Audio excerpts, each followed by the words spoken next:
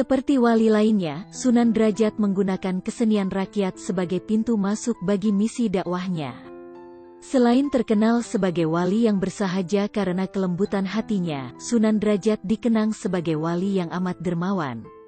Konon, ia pernah diselamatkan dari kapal laut oleh seekor ikan talang. Anak kecil itu berwajah tampan, garis keluguan menjalari mukanya. Oleh sang ibu ia amat disayang, maklumlah Raden Kosim adalah bungsu yang pemalu, limpahan kasih seperti berlebihan diterimanya. Apalagi sang bungsu itu memang santun dan lembut, siapapun akan merasa terpanggil untuk menyayanginya. Di pesantren yang dipimpin ayahnya, Sunan Ampel, Raden Kosim terlihat jarang bermain-main, waktunya lebih banyak ia habiskan di rumah. Dia pun tak ambil peran dalam pengelolaan pesantren di Ampel Denta itu sebagaimana yang dilakukan oleh Sunan Bonang, kakaknya. Sekalipun begitu, seperti anak orang alim lainnya, Raden Kosim memiliki tanggung jawab belajar, ia mengaji, mengeja ayat Allah dan hadis Rasulullah, ia juga mendalami ilmu fikih dan tauhid.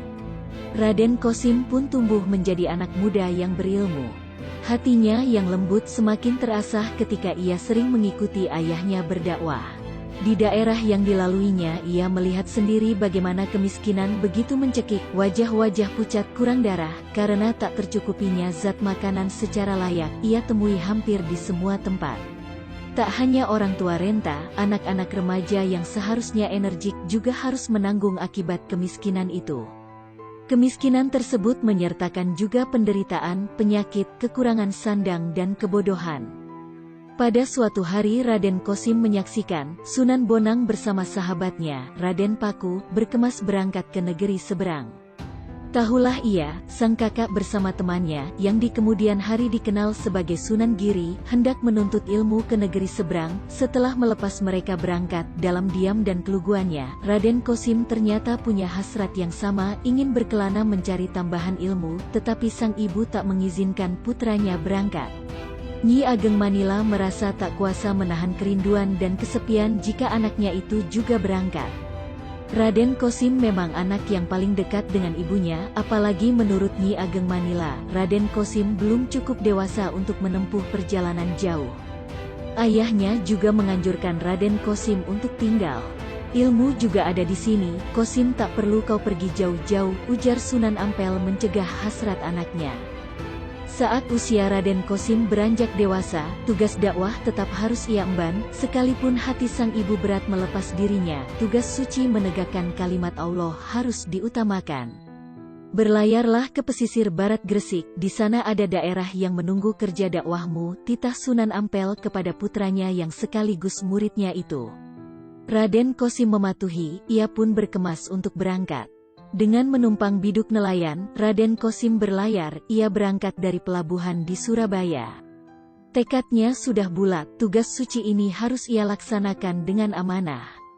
Segala rintangan yang akan menghadang akan dihadapinya dengan hati tabah. Angin yang baik sepertinya akan membuat pelayaran Raden Kosim lancar. Selepas pelabuhan tak ada tanda-tanda bahwa cuaca akan memburuk, tetapi laut memang menyimpan 1000 misteri, dan manusia hanya bisa menduga-duga. Saat berada di tengah-tengah rimba lautan, tiba-tiba turun badai yang amat dahsyat, biduk itu terombang-ambing, dipermainkan ombak tanpa ada daya sedikitpun, terang saja biduk itu menjadi seperti korek api dalam aliran sungai, diseret badai di tengah laut yang jauh dari daratan.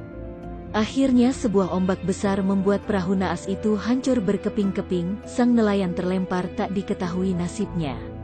Sementara Raden Kosim masih mampu meraih dayung perahu dan menjadikannya sebagai alat untuk mengapung. Beberapa saat lamanya di tengah gemuruh badai yang mengamuk, Raden Kosim bertahan dengan dayungnya, sampai kemudian pertolongan yang tak diduga-duga datang menghampiri. Seekor ikan talang tiba-tiba muncul dan berenang mendekati Raden Kosim. Putra Sunan Ampel yang mulai didera kepanikan ini segera merasa bahwa ikan itulah yang dikirim Allah untuk menolongnya. Ikan itu membentangkan punggungnya untuk dinaiki Raden Kosim. Pria berhati lembut itu dengan senang hati menaikinya. Konon, tak hanya ikan talang yang menolong Raden Kosim, seekor ikan cucut juga mempersilahkan dirinya dinaiki adik Sunan Bonang ini. Dengan cepat kedua ikan itu melaju membawa Raden Kosim lepas dari badai. Tak berapa lama Raden Kosim dapat selamat sampai di pantai nelayan yang kemudian dikenal sebagai Kampung Jelak Banjarwati.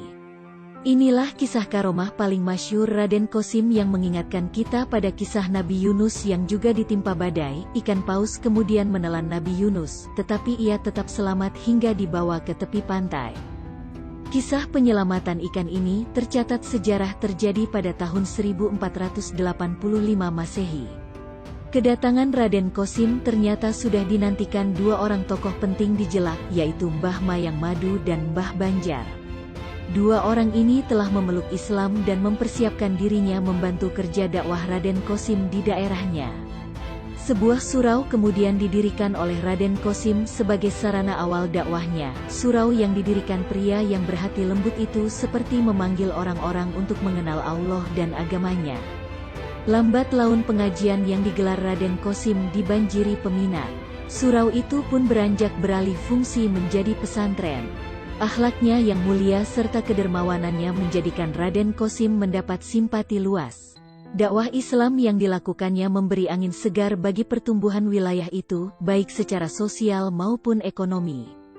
Jelak bertambah ramai dan kemudian berubah nama menjadi Banjaranyar. Selang beberapa waktu, Raden Kosim pindah ke desa Drajat yang berjarak sekitar 1 km dari desa Jelak. Di sini Raden Kosim melebarkan penyebaran Islam dan mulai masyhur dengan sebutan Sunan Drajat. Desa Drajat sebenarnya agak terpencil, konon sebelum memilih desa yang berupa dataran tinggi itu, Raden Kosim mendapat petunjuk melalui mimpi. Dalam mimpinya Sunan Drajat bertemu dengan Sunan Giri yang menganjurkan dirinya membuka sebuah komunitas Islam baru di sisi selatan perbukitan di desa Drajat. Daerah yang ditunjuk Sunan Giri ternyata adalah hutan angker, tak ada satupun orang yang berani menginjakan kakinya di sana. Pembukaan hutan itu pun diwarnai dengan hal-hal gaib. Konon, penghuni hutan marah dan mendatangkan bala berupa penyakit pada penduduk. Tetapi Sunan Drajat yang ikhlas dapat melewati ujian itu dengan baik. Hutan angker itu diubahnya menjadi pusat penyebaran Islam ditandai dengan berdirinya sebuah masjid. Permukiman baru pun dibangun. Karomah Sunan Drajat sebagai wali yang dikaruniai kesaktian dan ilmu penyembuhan memang terkenal sampai ke seantero negeri. Kerap ia dipanggil untuk menyembuhkan orang yang sedang tertimpa sakit. Kelembutan tangannya serta pengetahuannya terhadap ramuan-ramuan dari akar dan daun-daunan membuat hampir semua penyakit dapat disembuhkan. Tak lupa ia selalu berpesan kepada si pasien agar selalu berdoa dan tak meninggalkan salat.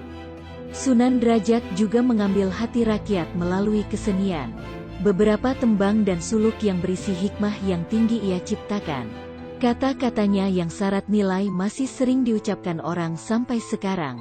Paring teken marang kang kalunyon lan wuta, paring pangan marang kang kaliren, paring sandang marang kang kawudan, paring payung marang kang kudanan, pesan Sunan Drajat dengan lembut.